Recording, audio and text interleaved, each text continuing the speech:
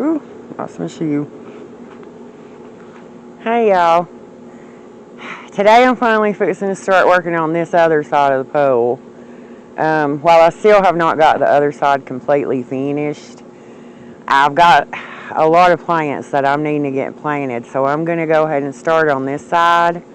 And I'll show y'all some of the things that I'm going to plant as we're going around this side of the pole.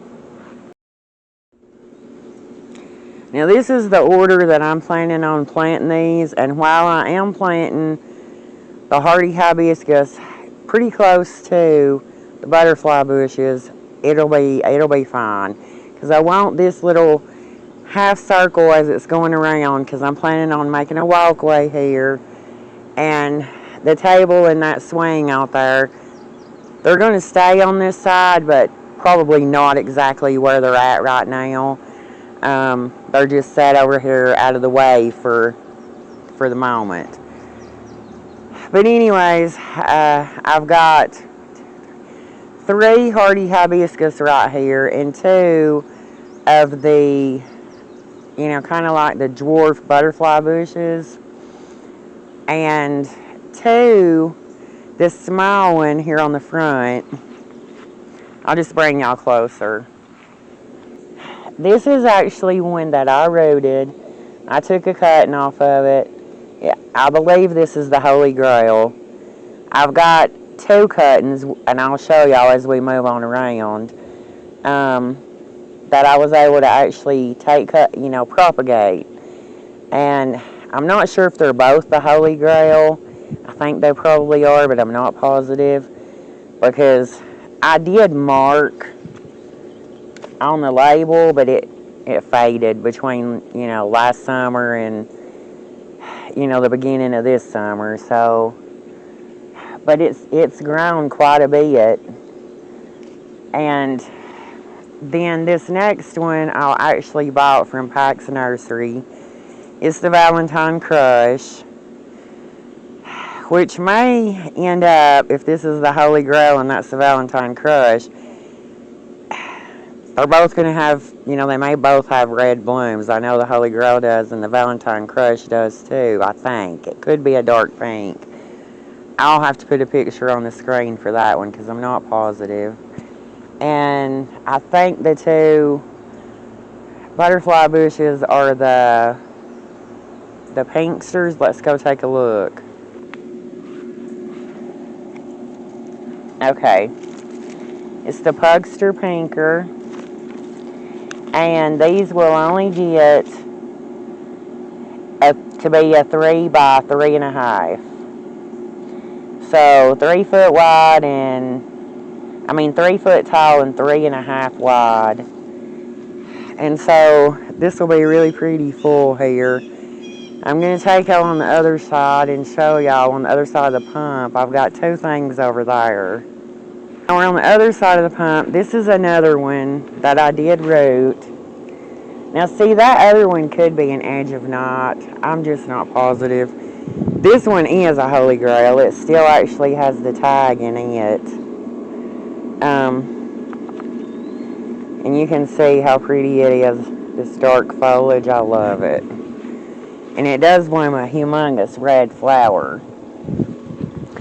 And then over here I have the Tuscan Gold that I want to plant. I think it's beautiful. And it's going to be almost 3 foot tall and 2 foot wide. And I'm pulling it out some so I can plant something behind it. Now I have to keep a good walkway all the way around the pool because of maintenance.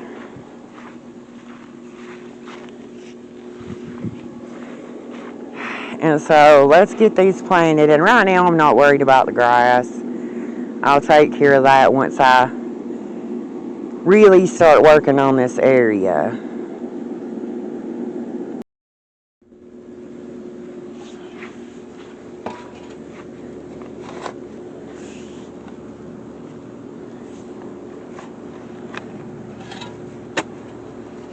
Hit a pretty good tree root right there.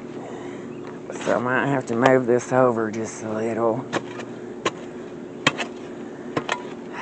There is Bradford pears over here. They're terrible.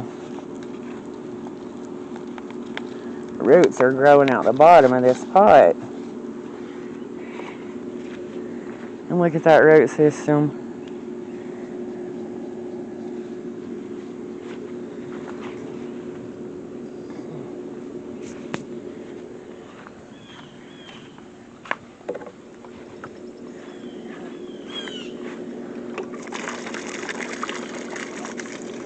I'm going to try to do this quickly. It's thundering.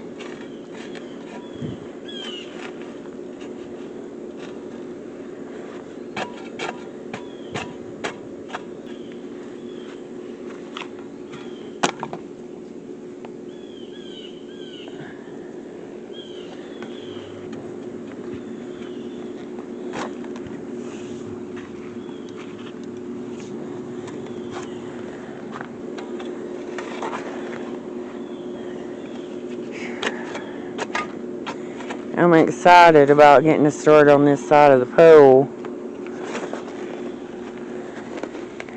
Because it's, as you saw, I'm starting with a bare slate on this side. The only thing that was anywhere on this side of the pool was the foxglove I started from seed last year. I've got one humongous one beside the pool deck. And I planted a pink rose beside the pool deck about a week ago, I guess. And that's it. So, you're starting with a bare slate. You kind of get to choose whatever plants you want. Whoops. Oh my goodness. That would have been something to have broke it before I even got it planted.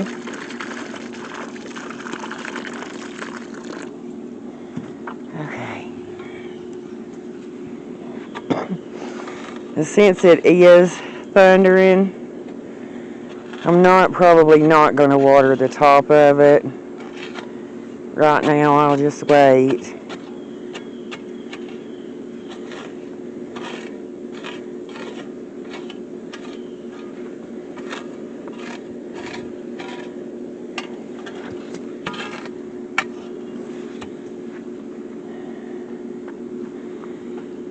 And you don't want to pack this hard. You just want to kind of tamp it to help get some of the air pockets out. I don't know if y'all saw me plant that one or not. The camera might have been too close. If it was, I apologize.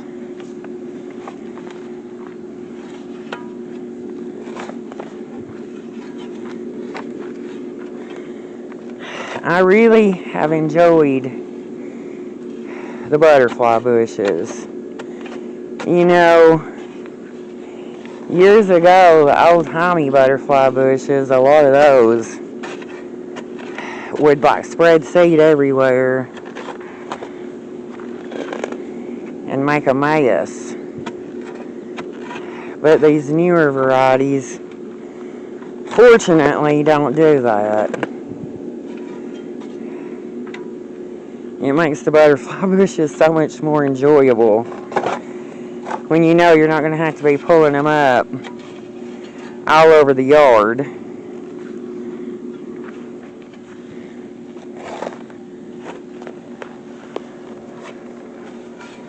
And this grass is probably going to be an issue when I get ready to get it all out of here. And I will say, I would do the cardboard method. I have done it before. I've done it in my garden. my vegetable garden, and I've done it in flower beds. And it works great. However,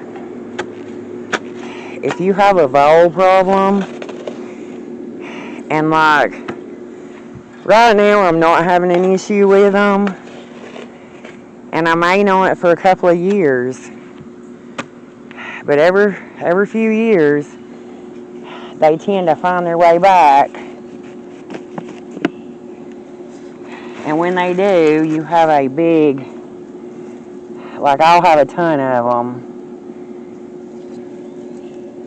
in multiple areas. I'm going to go just a little bit deeper with that one. And if you've got cardboard down, and when they come back, and it's not deteriorated, like if it's pretty fresh cardboard, you cannot see their tunnels. You'll just start noticing plants are dying. And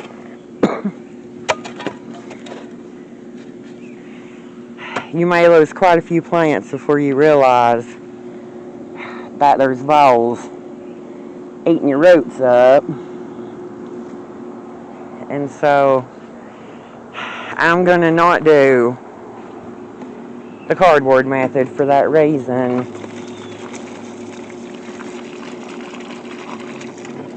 Because that's what happened a couple years ago, and it was just terrible.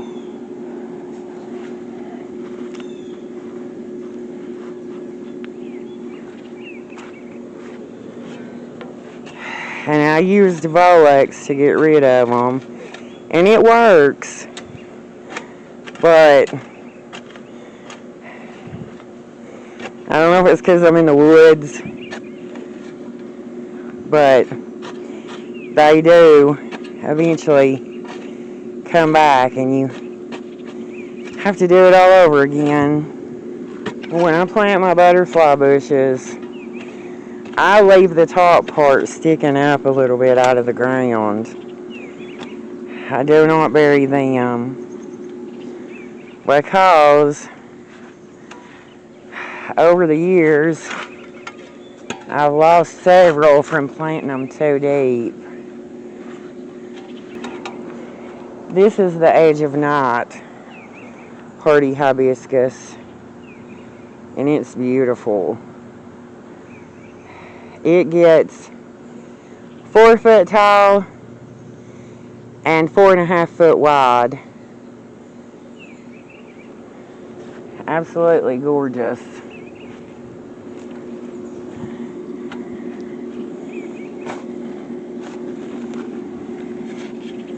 I love them. I love all the hardy hibiscus, but I will say, especially if you're in the South, you're going to have problems with a specific type of caterpillar that it doesn't kill the plant, but it makes it so unsightly. I mean, it literally will demolish your leaves. It'll just be like a bare, it'll look like sticks. And I use, to combat that, I think it's called Fruit Loom. I'll have to put it on the screen. It's a tree and shrub drench. And I just pour some around the plants. You mix it with water. And you pour some around them. You're really supposed to do it when they first start coming up and putting on leaves. You can do it anytime, but you really don't want to do it when they're blooming. You want to do it before they start blooming. I don't know that it would hurt your pollinators, but it might. So, like right now would be when you would want to pour this on here before the blooms start coming on.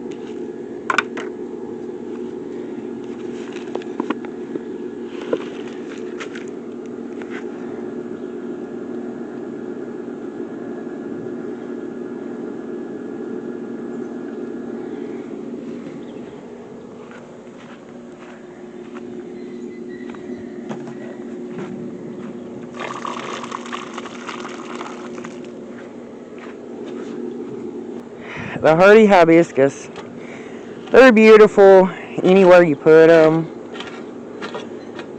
but around water where you got a pond or a creek or a swimming pool, they just look so tropical.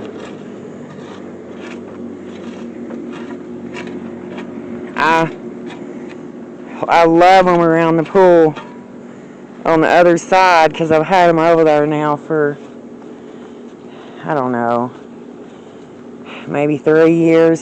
Some of them I added to them each year, so I've got 4 or 5 on the other side of the pole, and they bloom. They literally do bloom once they start blooming, all the way until you have a hard frost. And they will die all the way to the ground in the wintertime. And they'll come back in the spring. And it's amazing how fast they grow when they do.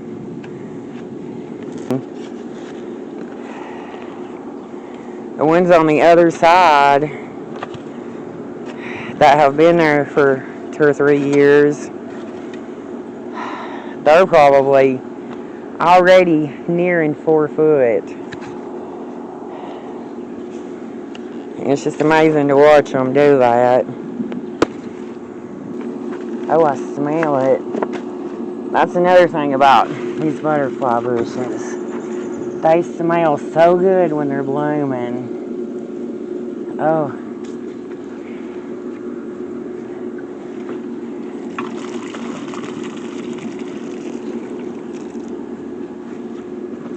I got several of these on the other side of the pool too, different colors.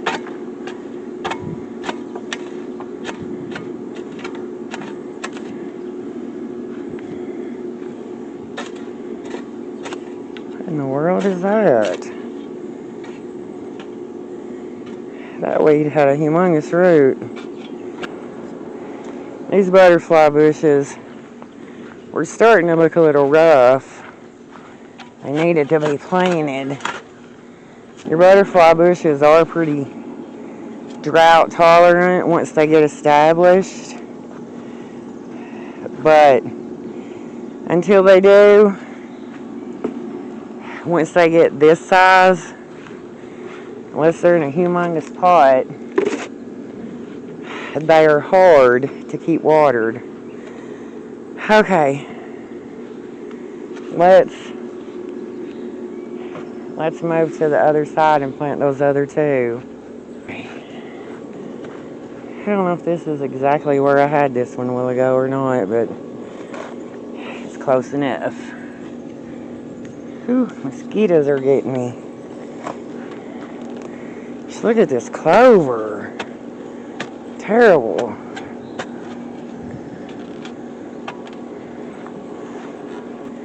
One thing about your own propagations, you don't have to dig a big giant hole.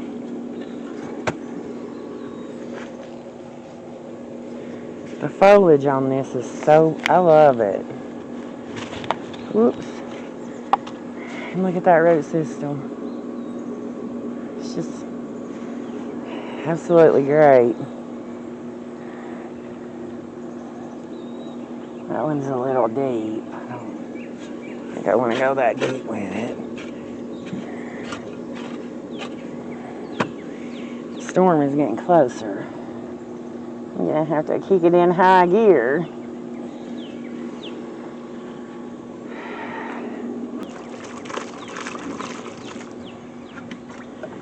Okay.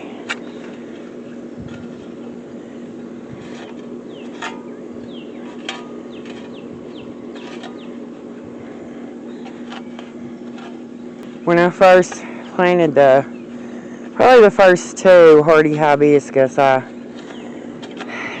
got very discouraged during the summer that year because nobody told me or talked about the caterpillar issue that I was going to have with them.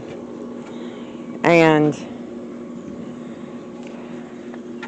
when all the leaves started getting chewed up and disappearing, and then I noticed the caterpillar on it,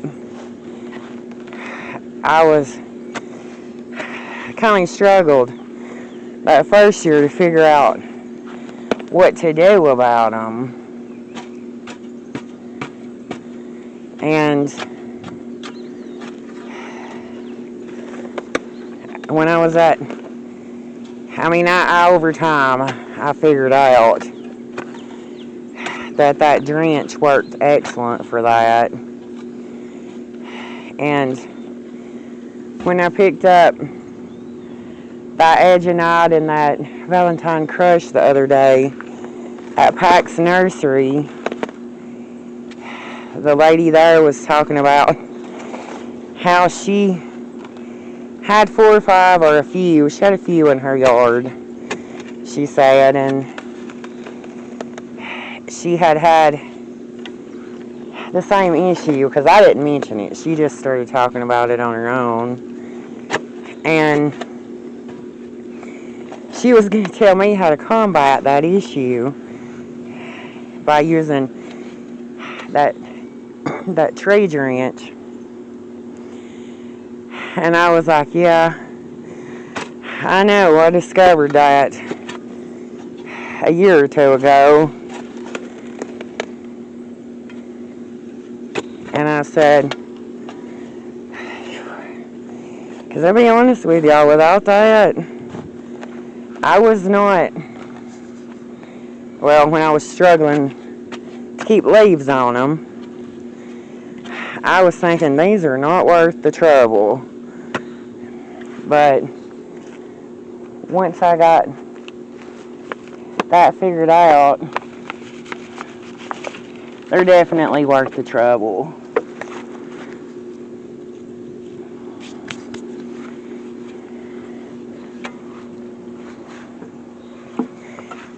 The tree and shrub drench is only a once a year. You just put it on one time and you're done. So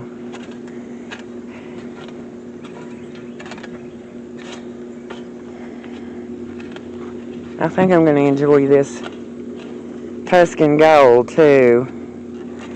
Now, this is the first time I've ever grown this plant, but I think I really will enjoy it because it's almost like it to me looks a whole lot like the yellow Rudbeckia, but a little more sunflowerish, just, the smaller sunflowers.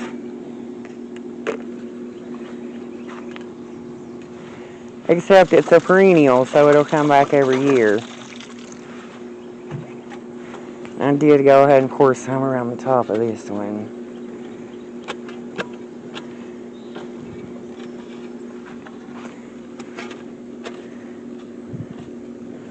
You can still see where I missed some right there. There we go. Okay. Well, that gets the starting to the landscaping of this side of the pool. It's just the start of it. But I'm excited. Whew, okay, the storm is here. So I think I'm going to end this video. If you needed a little help with your hardy hibiscus, maybe I hope this helped. I'm going to show y'all the storm. Till next time, bye.